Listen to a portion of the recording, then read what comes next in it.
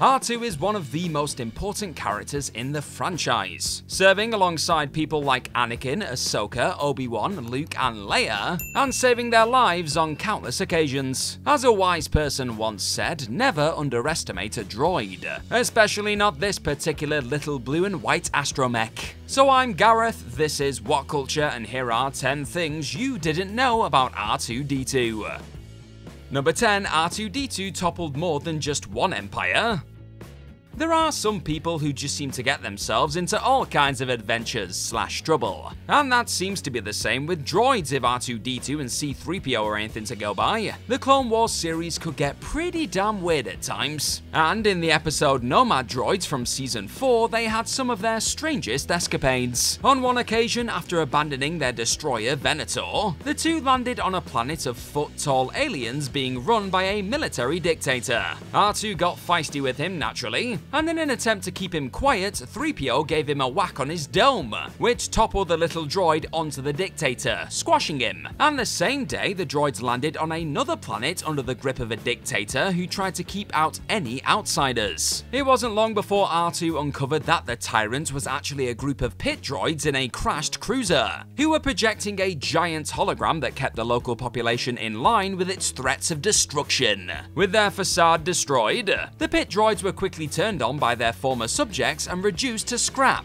all with a little help from good old R2. Number 9. R2-D2 earned Mace Windu's respect when Anakin couldn't. There's no denying that Mace Windu is one of the toughest masters on the Jedi Council. He has high standards that he expects young Jedi to meet, which is particularly hard for the reckless, impulsive Anakin Skywalker. This creates a rift between them that eventually leads to Windu's death, of course, with Anakin siding with Palpatine to destroy him. While Anakin never earned Mace Windu's respect, the same cannot be said for his droid. In a 3-episode arc from the Clone Wars 2nd season, a young Boba Fett infiltrates Mace Windu's Star Destroyer, hoping to take revenge on him for the death of his father Jango. He sabotages the engines, causing the ship to crash, and plants explosives which leave Anakin and Mace trapped in the wreckage of the ship's bridge. It might have been all over for the two Jedi if it wasn't for R2-D2. The plucky droid escaped the wreckage, fought off bounty hunters, took on hungry Gundarks, and even managed to outrun Aurra Sing, making his way back to the Jedi Temple and bringing back a team to rescue Anakin and Mace. Despite his initial doubts about the droid's abilities, after his rescue, Mace Windu thanked R2, telling the plucky astromech that he'd earned his respect. Anakin be fuming. Who's your favorite Jedi Master of all time? Was it Mace Windu or somebody else? You let me know in the comment section down below. Number 8. The name R2-D2 has a meaning. There aren't that many droids that have actual names. Most of them have to get by with the serial numbers they were assigned by their manufacturers, sometimes being given nicknames by their owners along the way. While at first glance it appears that these serial numbers are just randomly assigned letters and digits used as an easy way to identify them, they do actually have a meaning. In R2's case, it stands for 2nd Generation Robotic Droid Series 2. This seems to imply he's quite an old droid, as there have been several newer models of R series astromechs since, going all the way up to R7s. Yet he doesn't seem to have any problems integrating with newer starfighters, and is still functioning after well over half a century of heavy use. That's one way of putting it. Number 7. R2-D2 is the only witness to the Skywalker Saga. There's never been a confirmed canon age for R2-D2, but suffice to say he's getting on a bit. He was built sometime before 32 BBY, when the events of the Phantom Menace take place, and considering how much personality and experience he had, it's safe to assume he wasn't brand new at the time, was he? His age puts him in a unique place in Star Wars, as he's been an eyewitness to some of the most important events in the galaxy, in particular the Skywalker Saga. He was there on Tatooine when Qui-Gon Jinn discovered Anakin Skywalker and took him to Coruscant, later flying with the young Jedi in the Clone Wars, before witnessing his fall to the dark side. He was also present at the birth of Luke and Leia, and would later play an important role in both their lives, working alongside Leia in the Rebellion before becoming Luke's astromech co-pilot. This makes him the only character to have seen the Skywalker Saga from start to finish, and given that droids have a computer memory, he's probably one of the most reliable people to ask. If only he could write, his memoirs would be worth a fortune. Number 6. R2-D2 briefly served Darth Vader.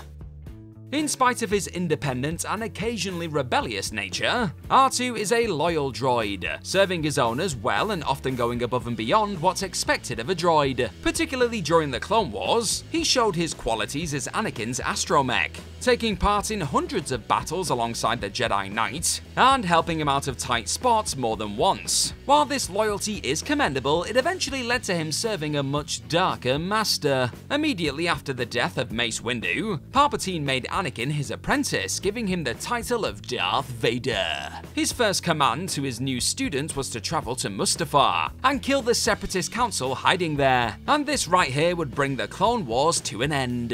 Vader flew to the lava planet in his Jedi starfighter, taking R2 with him.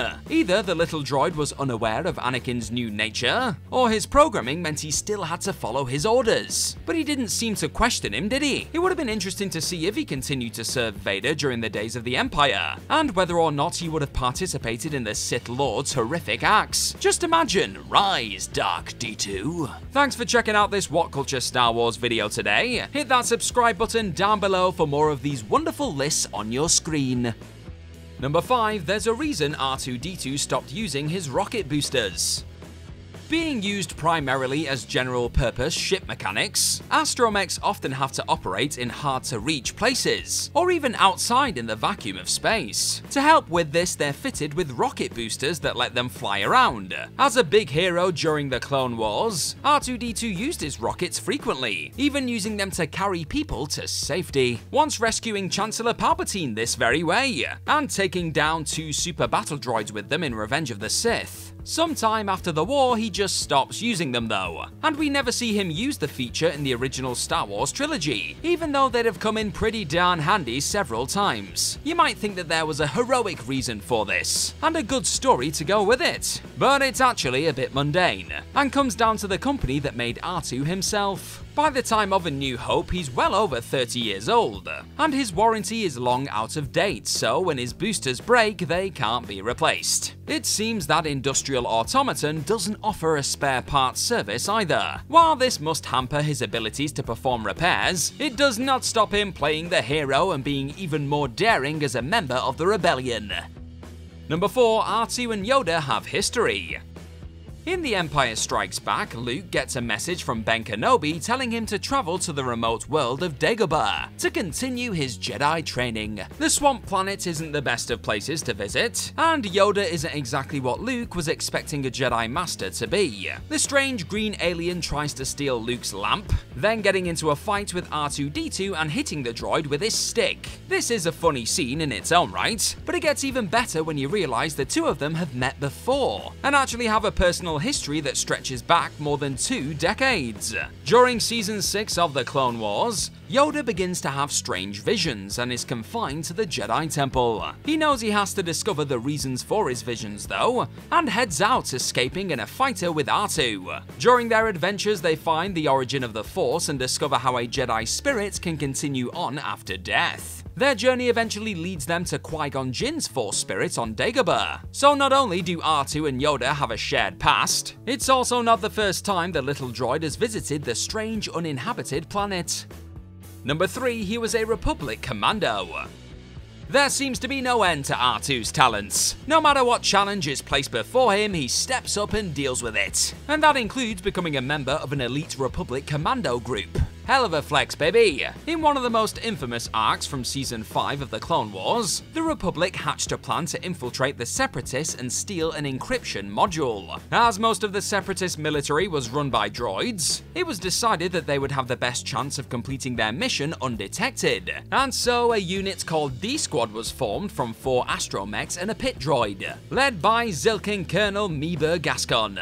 Despite their unconventional nature, the team of droids was incredibly successful, managing to escape with the encryption module. They overcame a host of other difficulties, including crashing on a desolate Outer Rim world, where they encountered Gregor, a clone commando suffering from amnesia. Their mission eventually led to them foiling a separatist plot to attack a Republic space station, where a conference was taking place, saving the lives of several high-ranking officials. So it's not an exaggeration to say the galaxy would be a very different place without R2 and his pals.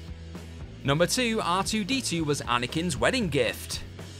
Padme and Anakin had a unique relationship right from their very first meeting on Tatooine, and their droids were a very big part of this. R2 was accompanying Padme when she arrived at Mos Espa, while Anakin excitedly showed her C-3PO, the protocol droid he was a-building. Years later, Anakin and Padme would reunite when she arrived on Coruscant as senator for Naboo, and Anakin was assigned as her bodyguard following attempts on her life. R2-D2 and C-3PO would reunite too, when Anakin travelled back to Tatooine with Padme to try and save his mama. Spending so much time in each other's company, the romance between the young Jedi and politician grew, and the pair married in secret. As marriage was forbidden by the Jedi Order, they couldn't have any obvious signs of their love, so they chose a more subtle symbol, exchanging their droids. It made a lot of sense too, to be honest. As a Jedi Knight, Anakin would have a central role in the Clone Wars and needed an astromech to help out in battle, while as a senator, a protocol droid would be much more useful to Padme in her political life. It also meant that the two droids were the only witnesses to their secret wedding. The things R2 has seen, eh? Speaking of which, number 1, he never had a full memory wipe. R2-D2 is one of the most characterful droids in Star Wars, with lots of little quirks and idiosyncrasies that make him one of the most likable characters in this galaxy far, far away. This isn't always the case with droids though, and there's a very good reason for it. Despite their level of sentience and emotional awareness, which puts them almost on a par with living beings, droids don't have any say in what happens to them, and are treated something like slaves really. Their owners can do pretty much whatever they want with their property, and to keep them docile and make them easier to control, they are frequently subjected to full memory wipes, which stops them from developing unique personalities. By some stroke of luck, R2 has managed to avoid most of these memory wipes, which doesn't just mean he's got his own character, it also means he knows more about the galaxy's biggest events than most, particularly in regards to the Skywalkers. Even C-3PO isn't so fortunate. Despite spending most of his life around the family, he had his memory wiped after the Clone Wars to prevent him spreading the secret of who Luke and Leia really were. Not R2 though, he knows all, folks.